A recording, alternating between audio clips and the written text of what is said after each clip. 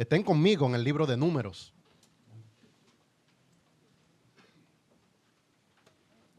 En el capítulo 20. Es el libro de Números en el capítulo 20.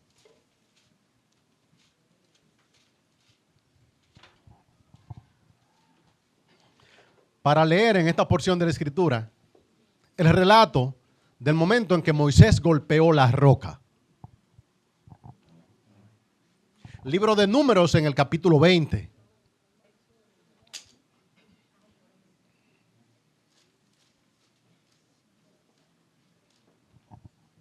Doy un momento para que puedan buscar la Escritura. Estaremos leyendo desde el versículo 1 y hasta el versículo 13.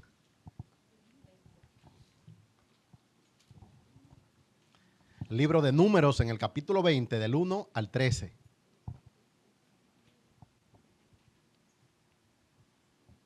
Cerramos hoy esta serie de enseñanzas donde hemos acompañado a Israel en el desierto. Y volvemos a un relato parecido a otro relato que ya anteriormente hemos expuesto. El agua vuelve a salir de la roca, pero ahora sale de manera diferente. Dice así la Sagrada Escritura, la palabra del Señor. Números 20, a partir del versículo 1. Llegaron los hijos de Israel, toda la congregación, al desierto de Zin, en el mes primero, y acampó el pueblo en Cades, y allí murió María, y allí fue sepultada. María, hermana de Moisés. Y porque no había agua para la congregación, se juntaron contra Moisés y Aarón. Y habló el pueblo contra Moisés diciendo: ojalá hubiéramos muerto cuando perecieron nuestros hermanos delante de Jehová. ¿Por qué hiciste venir la congregación de Jehová a este desierto? Para que muramos aquí nosotros y nuestras bestias. ¿Y por qué nos has hecho subir de Egipto para traernos a este mal lugar? No es lugar de sementera, de higueras, de viñas, ni de granadas, ni aun de agua para beber. Y se fueron Moisés y Aarón de delante de la congregación a la puerta del tabernáculo de reunión, y se postraron sobre sus rostros, y la gloria de Jehová apareció sobre ellos. Y habló Jehová a Moisés diciendo: toma la vara y reúne la congregación, tú y Aarón tu hermano, y hablad a la peña a vista de ellos, y ella dará su agua. Y le sacarás aguas de la peña, y darás de beber a la congregación y a sus bestias. Entonces Moisés tomó la vara de delante de Jehová como él le mandó. Y reunieron Moisés y Aarón a la congregación delante de la peña. Y les dijo: oíd ahora, rebeldes. Os hemos de sacar, de hacer salir aguas de esta peña. Entonces alzó Moisés su mano y golpeó la peña con su vara 2 veces. Y salieron muchas aguas. Y bebió la congregación y sus bestias. Y Jehová dijo a Moisés y a Aarón: por cuanto no creísteis en mí para santificarme delante de los hijos de Israel, por tanto, no meteréis esta congregación en la tierra que les he dado. Estas son las aguas de la rencilla, por las cuales contendieron los hijos de Israel contra Jehová, y él se santificó en ellos. Pueden sentarse, mis hermanos.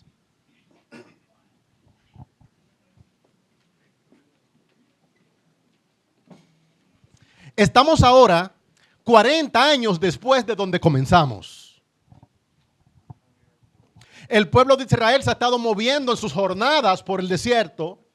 Ya antes habían estado en este mismo lugar y ahora regresan al punto de inicio.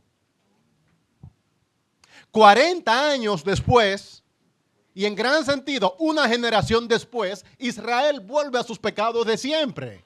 La queja, la murmuración, el cuestionamiento abierto a sus líderes. Y el Señor vuelve a hacer por Israel lo mismo que ha hecho siempre: darles agua, provisión y tierno cuidado. No se confundan, no estamos hablando del mismo relato.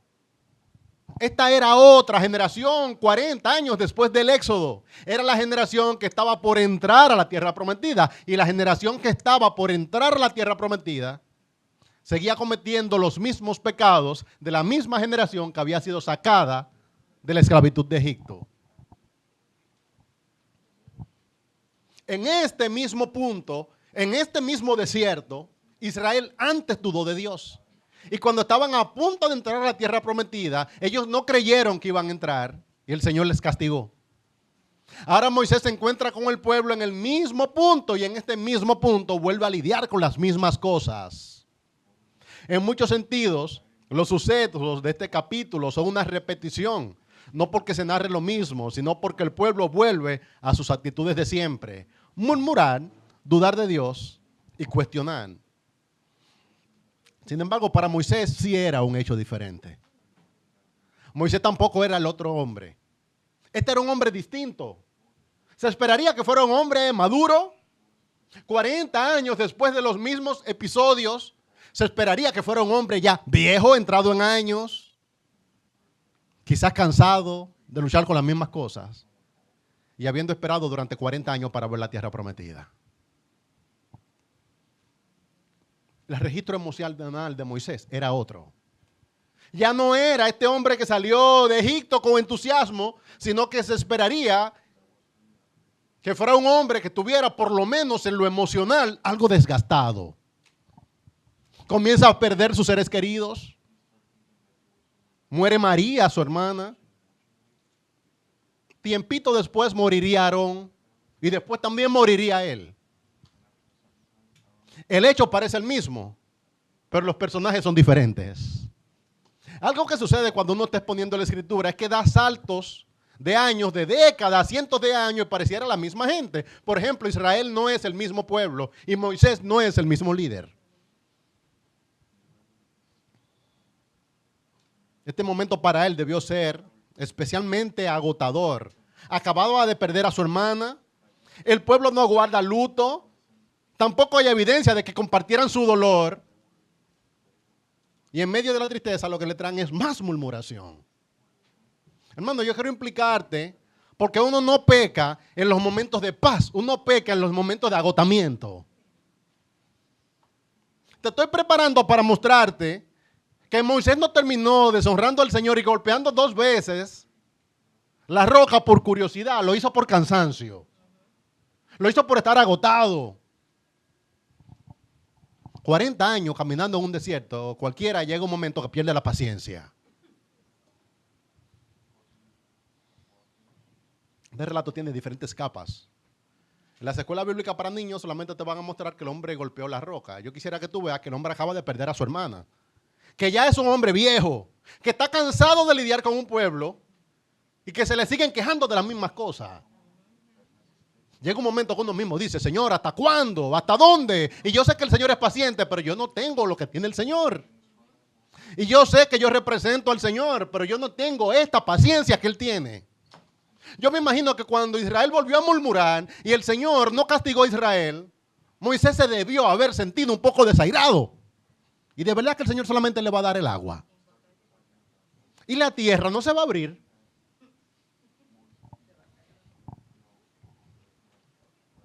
Bueno, perdónenme, no quiero yo ponerle la palabra. Pero yo creo que al golpear la roca, Moisés estaba haciendo figuradamente lo que él entendía que Dios debía estar haciendo por el pueblo. Esto no puede ser tan sencillo como que se quejen, murmuren, no guarden el luto conmigo. Yo vaya al Señor y el Señor le dé agua. Y eso es solamente. El Señor no le va a reprender. Son como varias capas. Primero un momento emocional. Luego un pecado que aparentemente da resultado, pues el agua sale. Y después una afrenta contra la santidad de Dios, que tendremos que hacer un esfuerzo de explicarlo, porque el Señor se siente ofendido. De hecho, una lectura ligera pareciera que Israel pecó y se castigó a Moisés. No fui yo que murmuré. O sea, que ellos van a entrar y yo no. Estoy dando una vuelta larga, hermano, para implicarte en el relato. Pues esta es la justicia de Dios. Un pueblo completo murmura, el Señor le da agua, yo obedezco y me quedo fuera. Y este es Moisés. Nosotros no somos Moisés conduciendo al pueblo hacia la tierra prometida, pero sí somos hombres y mujeres que buscamos cumplir el propósito de Dios en nuestras propias batallas. Quizás sacar hacia adelante una familia, quizás amar con paciencia, criar hijos, servir al Señor fielmente. El llamado de Dios sigue siendo el mismo. Y nuestro enemigo aquí no es el faraón y tampoco el pueblo. El enemigo somos nosotros mismos. Nuestro ego, nuestro corazón, nuestro desfallecimiento. Ay, hermano, yo no puedo evitar que tú desfallezcas.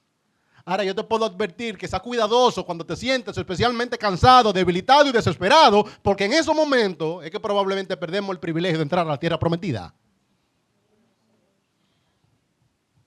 Hablemos del momento emocional. Está nuevamente en el desierto de Sin, ya él conocía esa tierra. Llega un momento en la vida cuando dice, ¿cuántas veces que vamos a ver las mismas potalitas repetidas? ¿Cuántas veces las mismas vueltas? ¿Cuántas veces las mismas quejas? ¿Cuántas veces los mismos cuestionamientos? Es como que tú tengas que repetir el curso. No una vez, sino 40 veces. Señor, ¿cuándo es que vamos a entrar? ¿Cuándo esta gente va a dejar de quejarse? Hey, Señor, por mucha agua que tú le des, tú le has dado agua ya 4 veces y ellos siguen pidiendo más.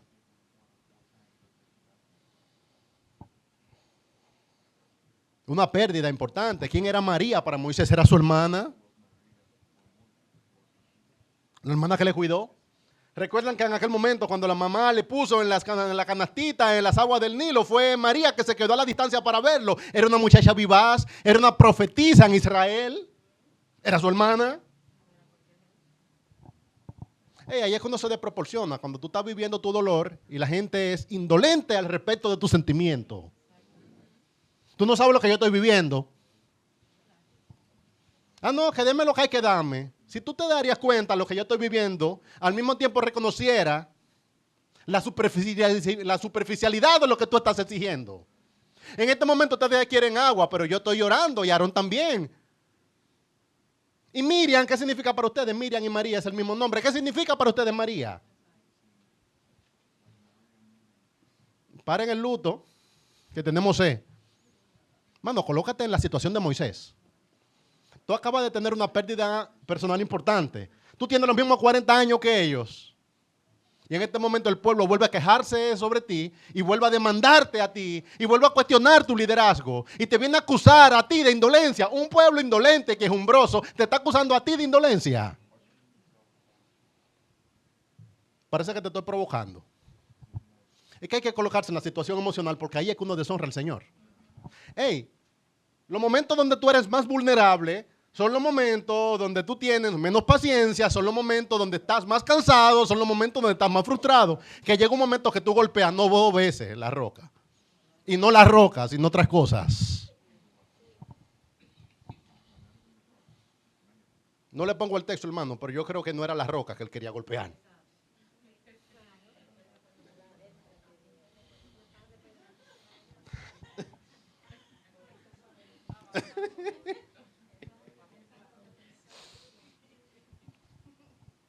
Hermano, tus emociones no son pecados, no son pecaminosas. No hay pecado en tu emoción. Pero tus emociones te pueden llevar a pecar. El problema no es que tú tengas sentimientos, el problema es a dónde te van a llevar tus sentimientos. Yo no puedo evitar tener emociones. De hecho, el Señor me hizo a mí con emociones. Ahora yo puedo evitar colocarme en la posición donde mis emociones me terminen dominando. Y si hay algo que se le podría criticar, como si nosotros pudiéramos hacerlo, a Moisés, es que Moisés era un hombre manso, pero al mismo tiempo un hombre de emociones profundas. Y por momentos se desesperaba a un punto tal que mataba al egipcio, rompía la tabla de la ley o golpeaba 2 veces la piedra. Y tú dices, pero este hombre era manso, realmente manso. Sí, dice la escritura que era un hombre manso. Pero el mismo manso que mató a un egipcio con sus manos, dominado por una emoción profunda. El mismo manso que descendiendo tomó las tablas de la ley que Dios había escrito con su propia mano y las rompió. Y el Señor no hay evidencia que se lo haya reclamado, pero en este momento Él no rompe la tabla de la ley, sino que golpea 2 veces una piedra cuando debía hablarle. Y el Señor se lo toma en cuenta. Hermano, cuidado con tus emociones, porque llega un momento que tú te habitúas a obrar así. Y por temporadas el Señor podría no tomar en cuenta tu falta, pero te podrían evitar entrar en la tierra prometida. Tú me dices, hermano, después de romper la ley con su propia mano, así, ¡cra! La tabla de la ley. ¿Qué era? Que golpea una roca 2 veces. Las 2 tablas las rompí yo. Moisés, que Dios está mirando. Hermano, no quiero pastorearte al respecto de tus acciones. Quisiera pastorearte al respecto de tus sentimientos. Nuestros sentimientos importan, pues nos colocan en la situación de cometer acciones. Recuerda, no hay pecado en la emoción. Sin embargo, tu emoción te lleva a actuar. Y en tu actuar hay pecado y el pecado tiene consecuencias. Y esas consecuencias permanecen. Hey, ¿cuántas veces hemos querido devolver las palabras? ¿Pegar la ley? ¿Revivir al egipcio? ¿O alejarnos de la roca? Para no tener la tentación de golpearla, sino tener la necesidad de hablarle. ¿Cuántas consecuencias estamos viviendo nosotros hoy de momentos donde la emoción nos llevó a golpear lo que no había que golpear o romper lo que no había que romper? Y tú dices que yo no soy de plástico, yo soy de carne y hueso, yo sé. Pero usted vive para la santidad de Dios, para la gloria de Dios. Usted está representando a Dios con sus acciones. Y tus emociones no te disculpan. Moisés no le puede decir al Señor, Señor, tú sabes que se me acaba de morir María, tú sabes. Es interesante que no hubo deliberación con relación al castigo. Moisés no le puede decir al Señor, Señor, es que este pueblo me tiene desesperado, se me acaba de morir mi hermana, Aarón ya también está de palo pa' leña y yo mismo me estoy muriendo y no evito a la tierra prometida. No hay argumento, lo que hay es decreto desde el cielo y el decreto desde el cielo es no entrarás en la tierra prometida.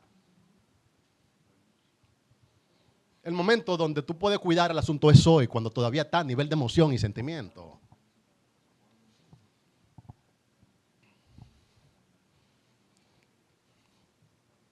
¿Cuáles son estas emociones? El duelo, la ira, la conmiseración, la vergüenza, el cansancio.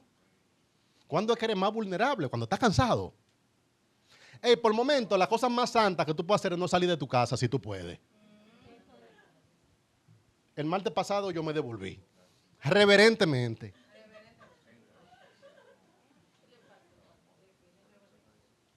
No, reverentemente, hermano, pues estaba cansado. Probablemente iba a hacer más daño que bien. Y yo creo que en mi casa, guardado, con la puerta cerrada, pude glorificar al Señor mejor que estando en la esfera pública. Hay momentos donde usted tiene que quedarse callado, quedarse encerrado, no salir o no hablar. Pues usted es débil como débil era Moisés. Que te libre el Señor de matar a un egipcio, de romper la ley o de golpear 2 veces la roca. Hay santidad en eso. Hey, hay momentos que tú no tapas gente. Reúnanse ustedes que yo no estoy todavía listo. De hecho, me puedo desproporcionar. Me estaban invitando a una reunión el día pasado. Fue una reunión donde a mí frecuentemente me gusta ir, pero yo sé que es una reunión exigente en lo emocional. Pues tengo que guardar silencio y hasta guardar los gestos, porque recuerden que hay rostros que hablan. Entonces, cuando tú tienes un rostro con subtítulos, tú en medio de una reunión donde la gente te pregunta cosas y tú estás hablando y los ojos hablando. Y yo le dije a un amigo querido, mira, esa reunión no es necesaria. Y yo creo que esta yo me la puedo saltar. Y tú te quedas. Recuerda, tu emoción no es pecaminosa, pero tus emociones te llevan a actuar. Y las acciones sí son pecaminosas, sí tienen consecuencias. Y las emociones se pueden devolver, las consecuencias no. Porque tú sentirte dispuesto o no dispuesto, alegre o no alegre, ese asunto baja y sube. Ahora, las consecuencias son las consecuencias, no son negociables. No hay atenuante para esto.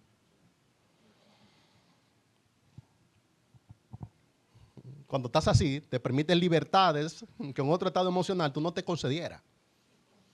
Hay cosas que tú no dirías, pero cuando tú te sientes exigido, tú te sientes en el derecho de decirlo. No, hay un fragor ahí. Tú sientes cuando algo se va calentando. Y eso va subiendo, y eso va subiendo, y llega un momento que tú te apartas, porque tú no confías en ti mismo, tú sabes que tú eres mecha corta, tú sabes que tú con facilidad ya antes has roto lo que no has debido romper y es mejor apartarse. Estoy hablando de mí, hermano, más que de ti.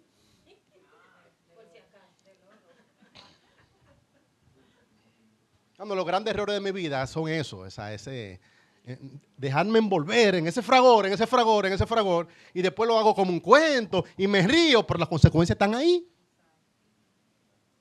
Ese momento donde te desproporcionaste, ese momento donde no guardaste silencio, ese momento donde no retuviste las manos. Cuida tu emoción, cuida la emoción del triunfalismo, cuida la emoción del decaimiento. Cuando tú estás en luto, estás en luto. Y cuando tú estás muy alegre, también tú estás muy alegre. Y tú sabes que esa alegría te podría llevar a otras cosas. Entonces hay que saber tener mayordomía de la emoción y el sentimiento para no terminar pecando, porque los pecados tienen consecuencias. Y un hombre como Moisés tuvo consecuencias. A veces tú estás haciendo unos soliloquios pecaminosos, peligrosos. Eso todavía no es pecado, pero termina ya y tú te das cuenta cuando estás en tu soledad cavilando cosas que no debes cavilar.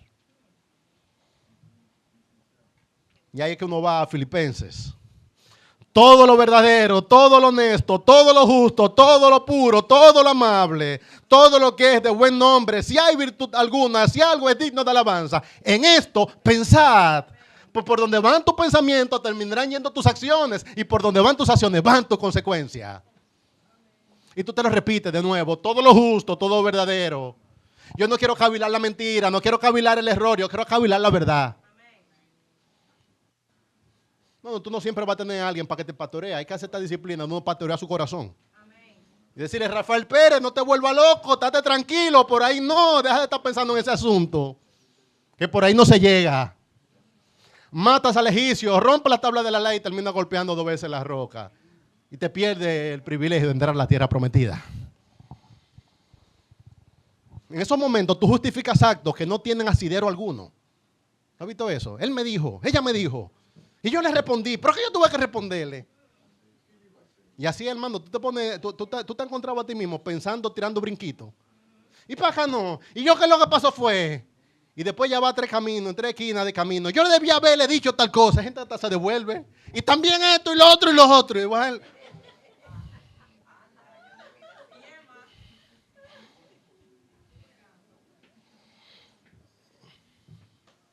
Hey, en nuestra carne, golpear 2 veces la roca, eso hace que se libere así como una...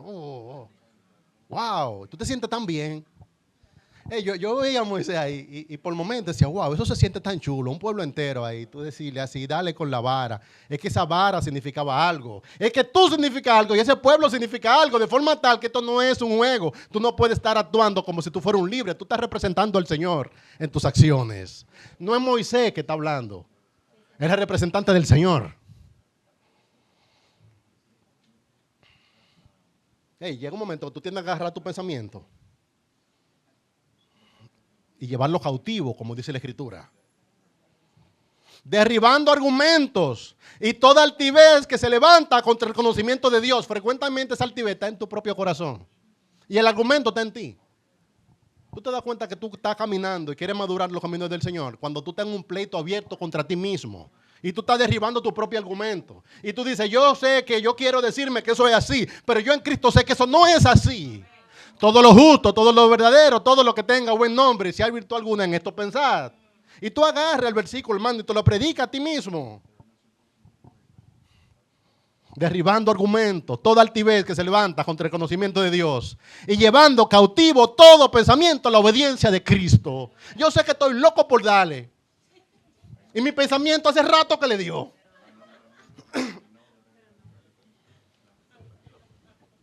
Yo sé, hermano, que tú eres violento, yo sé. Hace rato que tú lo enterraste. Pero llegó el versículo. Llevando cautivo todo pensamiento a la obediencia de Cristo. En mi propio hombre, en mi vuelta anterior, en mi jornada antigua, yo lo hubiese hecho, pero en este momento llevo cautivo a la obediencia de Cristo todo pensamiento. No lo figura, hermano, que si lo figura lo va a hacer. Y si lo hace, el Señor te lo tomará en cuenta. Antes de las cosas lleguen a tus manos, llegan primero a tu mente, a tu corazón, tú lo interiorizas, lo disfrutas, no lo disfrutes.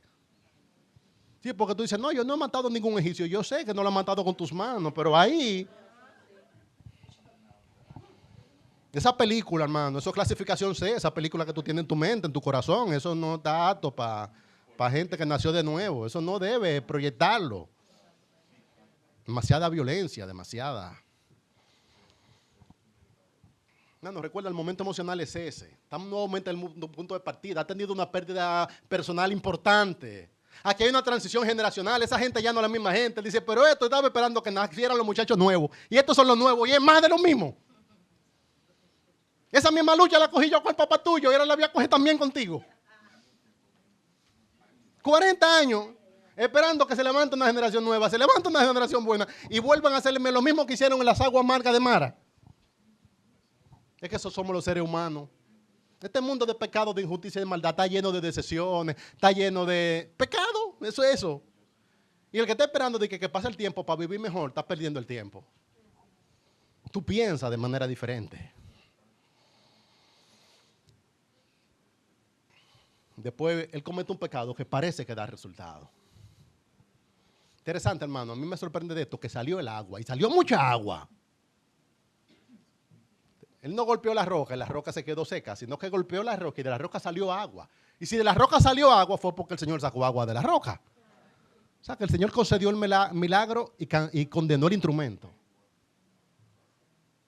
Oh, sí, yo voy a hacer milagro, le voy a dar el agua al pueblo y a ti te voy a castigar.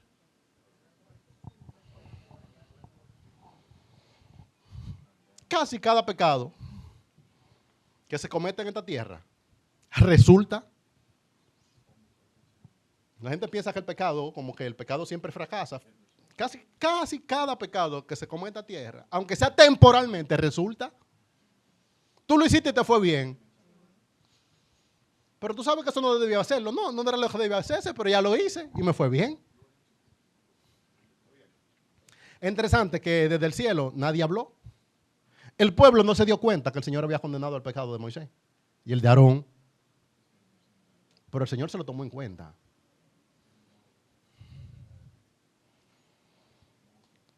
Recuerda el meme, hermano. ¿Se te quitó o no se te quitó la falla? ¿Salió o no salió el agua? ¿El agua salió? ¿Pues Dios está de acuerdo? No. A veces el Señor hace que el agua salga y no está de acuerdo. De forma tal que el pragmatismo y la funcionalidad no puede ser nuestra actitud mental. Pero funcionó, y si funcionó es que el Señor está con nosotros. Eso está funcionando hace rato y probablemente siga funcionando. Y el Señor no te está aprobando. El espíritu de nuestra era es que las cosas son verdaderas o falsas siempre y cuando las cosas funcionen o no funcionen.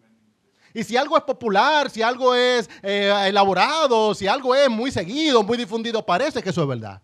Hay cantidad de agua que salen de cantidad de piedra que el Señor no está de acuerdo en cómo fue sacada esa agua. Y la gente me dice, pero eso funcionó. Pastor, yo lo hice, no como usted me decía que Dios dice que se haga. Yo lo hice de la manera mía, pero parece que el Señor está de acuerdo porque míralo ahí. No hay algo en el pecado que es peligrosísimo y es que el Señor no siempre te interrumpe en vivo. A veces lo hacen diferido. Y lo que tú entendías que era un jonrón por los 400, después te das cuenta, hermano, que te ponchaste. Y no solamente te sacaron de la primera, sino que te sacaron del juego, del play, y que ya no van ni siquiera a jugar béisbol. Pero yo tengo los resultados, me está yendo bien, hermano. Los pecadores estamos llenos de resultados. No quiero llenar todo de referencia. Pero cuando David pecó con Betsabé, esa semana, hermano, yo creo que él hasta atesoró ese pecado. Y él pensaba, su marido no lo supo, nadie parece que se dio mucha cuenta, esto está bien. De hecho, quizá él estaba ya está poniendo su calendario para repetirlo. Pero el Señor lo vio. Que el Señor no te interrumpa en el momento no significa que el Señor te esté aprobando. De forma tal que nuestras emociones, nuestros actos, nuestras decisiones tienen consecuencias, pero no siempre las consecuencias están en el momento.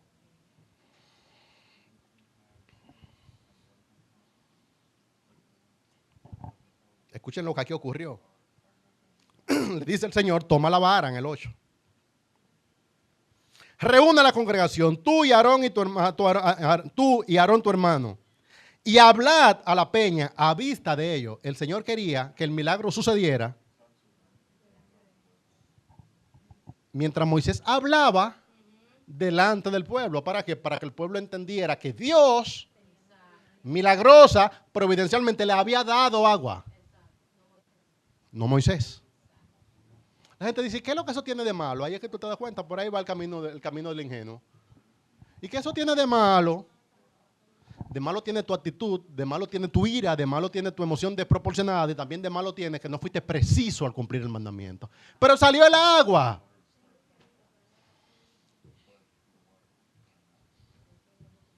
La euforia del milagro pudo haber disculpado el asunto. El pueblo entero estaba contento, ya bebimos agua. Hasta Moisés bebió agua. Esto es más que agua, hermano. Dice, y salieron muchas aguas.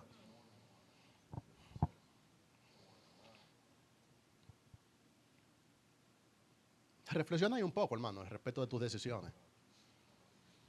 Recuerda, tus decisiones no siempre tienen una consecuencia inmediata o pública. Yo le temo el pecado público, pero en lo privado el Señor está mirando y Él condena en lo privado. Y hay cosas que uno no sabe de que por qué ocurrieron, es que el Señor estaba mirando el corazón. Él no necesitó difundir la idea entre el pueblo de que Moisés no iba a entrar. Todavía el pueblo quizá entendía que Moisés iba con ellos, pero ya el Señor le habló a Moisés y a Aarón y le dijo que no, que había condenado su pecado.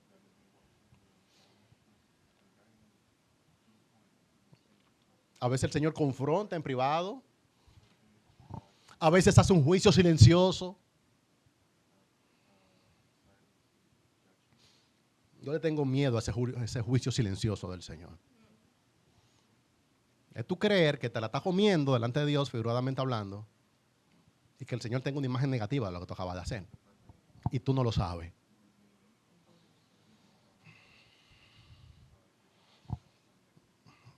Recuerda, eso es David pecando con Betsabé y el Señor haciendo un juicio silencioso. Eso es Acab celebrando que le quitó la viña a Nabot. Y Jezabel diciéndole, eso es tuyo, está listo, resolvió el problema. Y el Señor ya está llamando al profeta para que vaya a reprenderlo. Y el profeta no ha llegado, pero ya el juicio en la presencia del Señor sucedió. Son los hijos de Eli que el Señor toleró durante años. En un juicio silencioso. Y a su momento entonces el Señor intervino. Juicio silencioso. Yo te pregunto, hermano, ¿qué tú prefieres?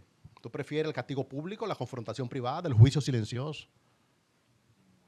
Mirándolo ahí en perspectiva, hermano, pareciera que la confrontación pública inmediata es mejor que el juicio silencioso. Porque temprano por lo menos tú subes la mano y pides misericordia. ¿Cuál fue el asunto aquí? El asunto aquí fue desobediencia. Sin embargo, a causa de nuestra propia maldad, luchamos con ver qué es lo que aquí está sucediendo. Lo que aquí está sucediendo se llama desobediencia. Y es que el Señor le dijo que hicieran una cosa y en su ira, en su emoción interna, Él terminó haciendo otra. ¿Cuál fue el mandamiento? Hablad a la peña. Hey, interesante aquí que Moisés se muestra como un hombre enérgico, resuelto. Yo recuerdo a Moisés los primeros años que era dubitativo, temeroso. Aarón tenía que hablar por él. Ahora él habla. Oh, wow, parece que maduró. Mano, ten cuidado con tu madurez. Porque en tu madurez probablemente tú te concedes cosas que anteriormente no te las concedías. Y lo que anteriormente tú no hacías, ahora haces. En la confianza que está el peligro. Yo tengo 40 años lidiando con esto, yo sé cómo se hace. No, tú no sabes cómo se hace. El Señor te dijo que le habla a la roca. Háblale. ¿Qué es lo que Él hace? Él no le habla a la roca, sino que le habla al pueblo para reprender. A ti no te mandaron a reprender el pueblo. Ahora, es que la verdad, que desahogarse con la roca no es tan estimulante como decirle 3 cosas al pueblo. Yo me pongo, hermano, ahora defiendo yo a Moisés. Yo he estado en situaciones donde yo sé que mi palabra no va a marcar la diferencia, que es un simple desahogo, que el otro va a agarrar eso y lo va a tirar por allá. Pero yo me siento en la necesidad de decírselo. Yo digo, ¿para qué se lo voy a decir? Si yo sé que mi palabra sobra, ¿por qué? Porque ese desahogo da un gustico. Es como decirlo. A Moisés no le mandaron a reprender al pueblo, pero él entendía que el pueblo necesitaba una reprensión. Pero que el pueblo no es tuyo, el pueblo es del Señor. Pero el pueblo merece la reprensión, yo sé, pero el Señor no te mandó a reprender al pueblo, te mandó a que le hable a la roca para el Señor darle agua. Es que el Señor no hace las cosas cuando tú entiendes, cuando tu emoción. ¿Tú has visto un segundo que siempre quiere que el jefe tenga la mano dura? Don, usted lo que debe hacer lo otro. Estate tranquilo, que él hace lo que él quiere hacer. Tú eres un segundo. No, como él no se lo dijo, déjame decírtelo yo. Moisés, estate tranquilo, que el pueblo no es tuyo. El Señor le dijo que le hablara a la roca y él le habla al pueblo. El Señor le dice que le dé agua al pueblo para manifestar su benevolencia, su gracia, su carácter. Y él reprende al pueblo, él le reprende duro.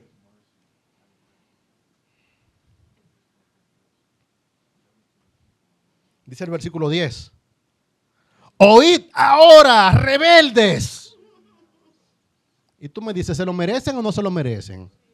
Se lo merecen, pero no se lo digas tú.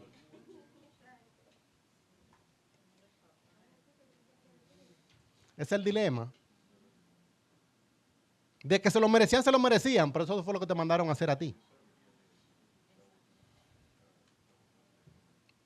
Lidiar con el pueblo del Señor tiene una dignidad particular. Y es que los líderes siempre somos tenidos como muy duros o muy laxos. Pero es que el pueblo no es de nosotros. Y si el Señor quisiera reprenderle, le reprende. Y si el Señor quisiera consumirle, le consume. Y si el Señor quisiera hacer un hoyo y que se lo trague a la tierra, como se tragó 250 hombres en la rebelión de Coré, lo hace. El que no debo hacerlo soy yo, a menos que el Señor me mande.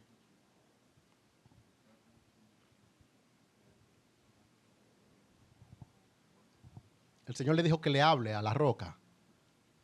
Y él habló al pueblo. Y reprendió al pueblo. Oíd ahora, rebeldes. Mano, ese nivel de protagonismo es peligroso.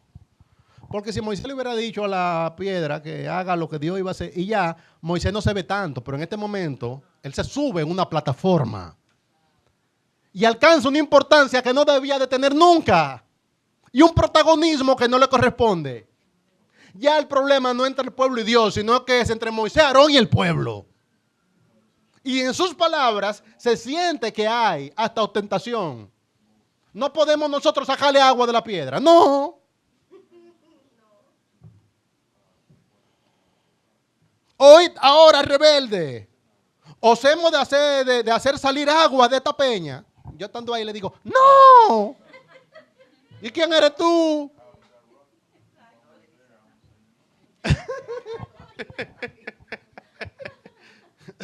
Bueno, la dinámica en esto es que no es Moisés que va a hacer un milagro. Pero él se colocó en la posición de que pareciera que él iba a hacer un milagro. Y al golpear 2 veces la roca, pareciera que fue Moisés que sacó el agua. ¡Pam! ¡Pam! Y ahí está el agua. Yo me imagino, hermano, así como ya veneno, haciendo así. Moisés, no eres tú. No es tu fuerza. No son tus palabras. El Señor que quiere darle agua a su pueblo. A la manera del Señor, no a la manera tuya. Mano, lo más fuerte es que salió agua y salió mucha. Señor, si tú no estabas agradado en que esto sucediera, porque tú permites que salga el agua. Y así como tú no entiendes cómo el Señor le da agua a un pueblo murmurador, tú tampoco vas a entender cómo el Señor utiliza un hombre desobediente como Moisés y Aarón para hacer un milagro. Ahora, lo que tú debes recordar es que Dios te use para hacer algo no significa que Dios te esté aprobando. Y en esta tierra hay cantidad de piedras de las cuales hoy están saliendo agua que yo no tengo explicación de por qué esa agua sale de esa fuente. Y la gente quiere que yo vaya a tapar la piedra. Y que, ve y tápala para que no salga el agua. Ay, hermano, si el Señor quiso sacar agua de esa piedra, que la siga sacando a borbotones.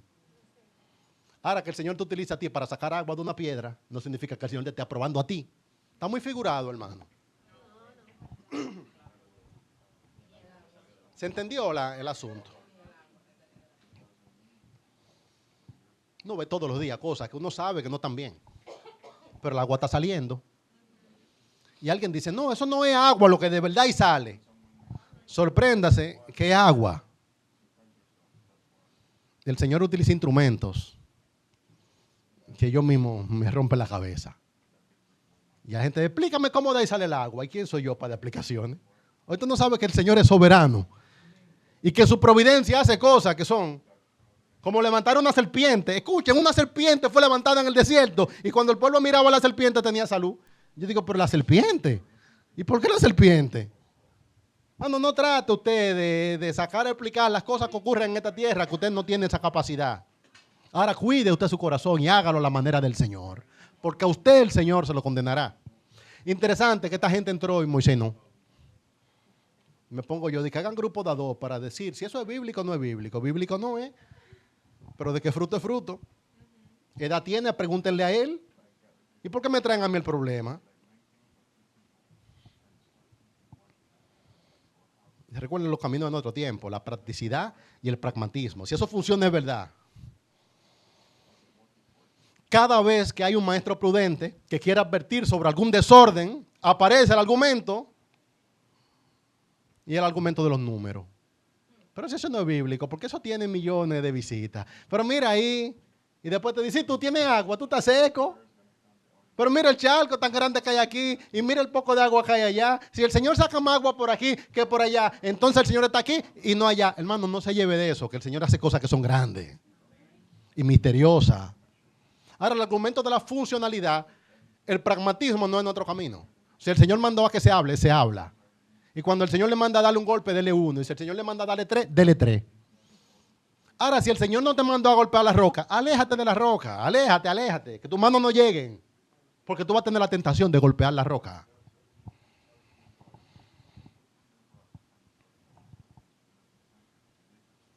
Del versículo 12 al 13. Hay una afrenta contra la santidad de Dios. Escucha el término. El Señor no le dijo solamente que desobedecieron, sino que pecaron contra la santidad de Dios. Dice el 12. Y Jehová dijo a Moisés y a Aarón, wow, a ellos dos solamente.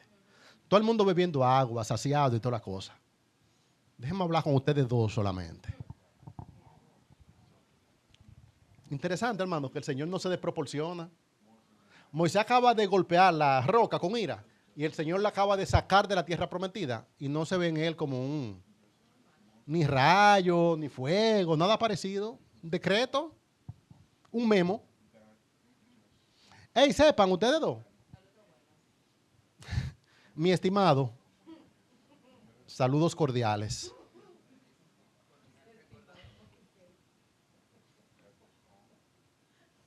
Y Jehová dijo a Moisés y a Aarón, por cuanto no creíste en mí para santificarme delante de los hijos de Israel, por tanto no meteréis esta congregación en la tierra que les he dado. ¿Es cuánto? Y ya. La gente siempre está esperando el castigo de Dios como asunto dramático, porque el ser humano siempre anda buscando tener protagonismo. Y espera que si el Señor te va a castigar, como que te va a castigar y va a poner primero el foco en ti. Hey, todo el mundo que deje de beber agua, que en este momento tengo algo que decir. El foco en ti. Moisés, Aarón, a ellos parece que el Señor le habló a su corazón o a sus oídos, pero de ellos dos solamente. Y con poca palabra, hermano, le quitó el sueño de 40 años. Y ahí yo sé que van a venir ustedes, ay Señor, déjalo entrar. No, hombre, Señor, eso fue un momento. Hey, Moisés y Aarón, es que ustedes representan algo, los dos. Y me están representando. El mismo Señor que soportó el pecado del pueblo, ahora condena a Moisés y Aarón. Y es que un mayor nivel de conocimiento y experiencia con Dios aumenta tu nivel de responsabilidad ante Dios.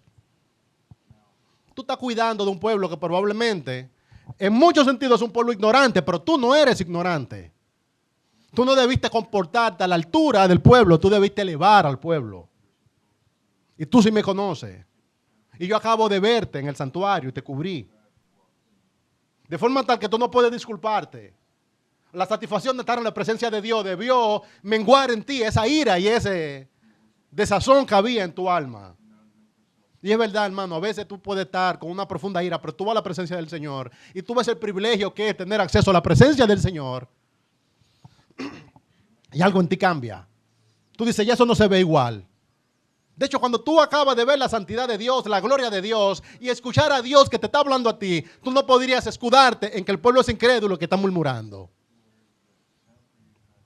Cuando tú ves la santidad de Dios, tú deberías entender que ese pueblo es bueno o es malo, pero el Señor mandó a hacerlo y hazlo y ya.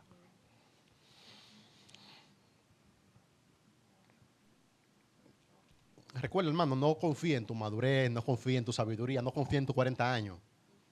En cuanto al cuidado de la santidad de Dios, es siempre novato. A mí me gusta la gente que trabaja con electricidad porque son de los oficios donde la gente se va volviendo progresivamente sabia. Y cuando tú estás entrando al mundo eléctrico, probablemente tú ves electricidad como un juego. Pero cuando tú ves que ya cayeron 2, cayeron 3, que la tierra se tragó a 250, María y Aarón, en un momento, el Señor permitió que le llegara lepra por cuestionar. Moisés, tranquilo, madura. Entiende que Dios es preciso, riguroso y que espera que sea santificado delante de su pueblo. Dice él, por cuanto no creísteis en mí para santificarme. ¿Y por qué santificarme? ¿Qué tiene que ver la santidad de Dios con esta desobediencia? Yo la anoté, hermano, porque las palabras a veces traicionan y es un tema delicado, es la santidad de Dios. Mira, la santidad de Dios es más que la ausencia de pecado. Él tiene este atributo de impecabilidad. Dios no puede contaminarse, Él no puede pecar. Cuando decimos que Dios es santo, no solamente estamos diciendo que Él está ausente de pecado, ausente de mácula, ausente de daño. Estamos diciendo mucho más, pues eso es obvio. Cuando decimos que Dios es santo, no solamente estamos diciendo que en Él no hay pecado, que en Él no hay maldad. Estamos hablando de que Él es completamente distinto a cualquiera de nosotros. Cuando tú dices que Dios es santo, tú lo que estás diciendo, Él está en un nivel de particularidad, de singularidad, que Dios no puede ser comparado a ningún ser humano, de forma tal que Dios no piensa como nosotros pensamos, Él no actúa como nosotros actuamos, ni tiene nuestro carácter.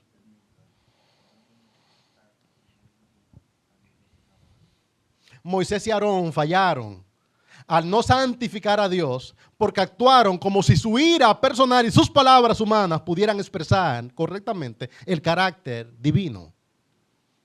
Dios no fue bien presentado o bien representado por sus líderes delante de su pueblo. Al golpear la roca en vez de hablarle, ellos hicieron ver a Dios como si Dios fuera impulsivo, como si estuviera airado, cuando en realidad Él quería mostrarse santo, paciente y fiel delante de su pueblo. Ese drama de palabra, de condenación, no era lo que Dios quería hacer. Dios quería mostrarse como Él realmente es. Como Él se mostró reiteradamente delante de Israel, con paciencia, con provisión, que no devuelve mal por mal. Porque ese es Dios. Pero dentro de nosotros nos resistimos a la idea de que puede existir un ser que sea así. Un ser que sea paciente, un ser que no sea voluble. Si Dios es Dios y le va a dar agua, ¿cómo va a ser que aquí no se va a dar ni siquiera un grito?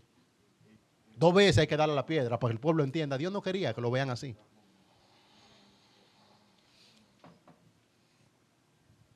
Su pecado no fue simplemente desobediencia en el nivel técnico, sino una mala representación del carácter de Dios delante de Israel. Dios quería glorificarse y ellos hicieron que el foco estuviera en ellos. ¿Qué era lo que el Señor quería hacer? Aparentemente, mostrarle a Israel que la murmuración del pueblo no impedía que le diera agua. Ahora yo te pregunto, ¿tú tienes problema alguno? ¿Tú tienes algún problema en que el Señor le dé agua al que murmura? O quizás tú crees que hay que darle un pequeño discurso. Hay hermanos míos que cuando ven que alguien es salvo, cuestionan la salvación. No, si él es salvo, él debería darle 3 vueltas al play para que entonces podamos ver. Hermano, si el Señor le salvó, le salvó. No hay que dar un discurso, no hay que golpear la roca. Eso es gracia. Representar bien a Dios es santificarle delante de su pueblo. Y nosotros mismos, hoy, podríamos cometer el mismo pecado de afrentar a la santidad de Dios. Recuerda, Moisés y Aarón fueron investidos de una autoridad por Dios. Desde sus vestimentas particulares hasta la manera de vivir particular anunciaba que ellos tenían un rol singular ante el pueblo, de forma tal que cuando Aarón, Moisés estaban hablando, Dios estaba hablando al pueblo. Y como ellos actuaran, el pueblo iba a conocer a Dios a través del accionar de ellos. Y si el pueblo entendía que Dios era violento, entonces Dios iba a parecerse a los dioses de los cananeos, de los amorreos, dioses volubles.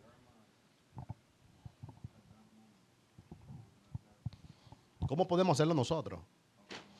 Cada vez que tú tratas las cosas de Dios como cosas comunes, estás fallando contra la santidad de Dios. Cada vez que tú adoras a Dios como si Dios fuera igual, estás disminuyendo la gloria de Dios. ¿Recuerdan a Usa? Predicamos de Usa en días pasados y cómo el Señor condenó el pecado de Usa. Él intentó que agarrando el arca él podría hacerlo y el Señor le cortó en el momento. Es que Dios es santo. Cada vez que tú desarrollas tu ministerio como si fueran cosas normales, estás fallando contra la santidad de Dios. Hay algo en el accionar del pueblo de Dios que debería anunciar que detrás de nosotros, alguien más grande que nosotros está siendo representado.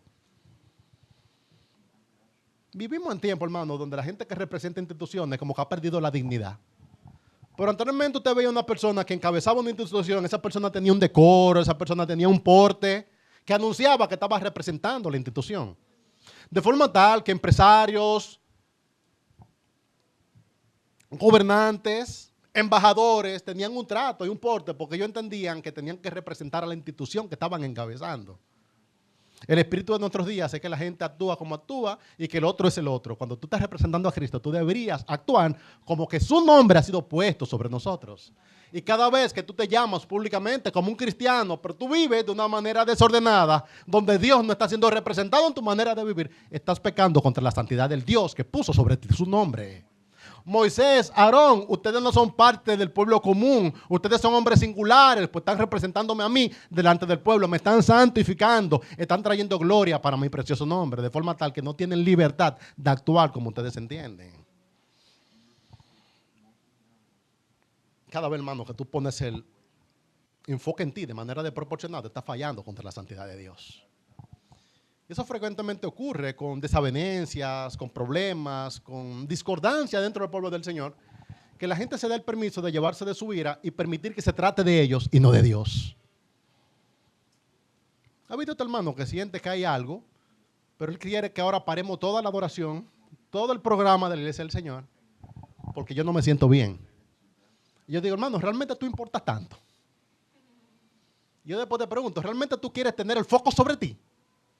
Hey, hermano, de verdad tú eres tan importante que tú entiendes que podemos suspender el culto cristiano que se da para la gloria de un Dios tan grande para que nos dediquemos a resolver los pequeños conflictos de tu corazón. Cada vez que nosotros fallamos al representar a Dios correctamente delante de su pueblo o al hacer que la gloria de Dios esté siendo resguardada, estamos fallando contra la santidad de Dios. Alguien dirá, no es mucho. Solamente un poquito de gloria, tan solo un poco. Hermano, tan solo un poquito de atención innecesaria que está trayendo sobre ti. Estás haciendo que la santidad de Dios se encuentre afectada. ¿Cómo se ve el evangelio en estos textos? Hermano, el evangelio es la buena noticia de que Dios ha provisto en Cristo todo lo que su pueblo necesita, no porque el pueblo sea bueno, sino porque bueno es Él. El evangelio es buena noticia porque en el evangelio nosotros hemos encontrado en Cristo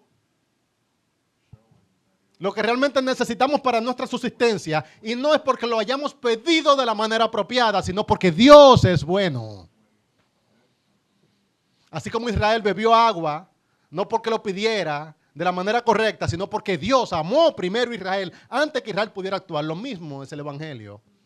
El evangelio es la buena noticia de que nosotros hemos sido provistos en Cristo, amados en Cristo, aún antes de que nosotros pudiéramos pedir las cosas correctamente. ¿Cómo se ve el evangelio?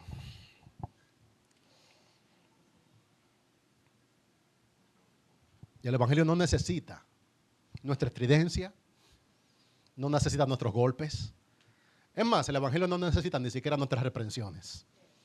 Hay gente que se ha habituado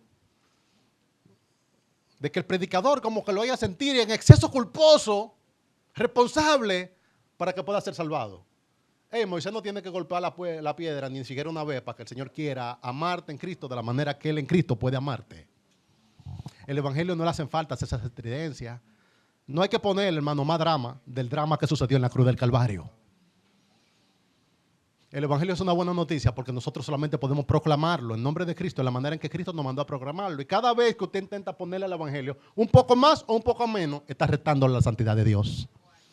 El evangelio es glorioso porque un pueblo pecador entrará en la tierra prometida.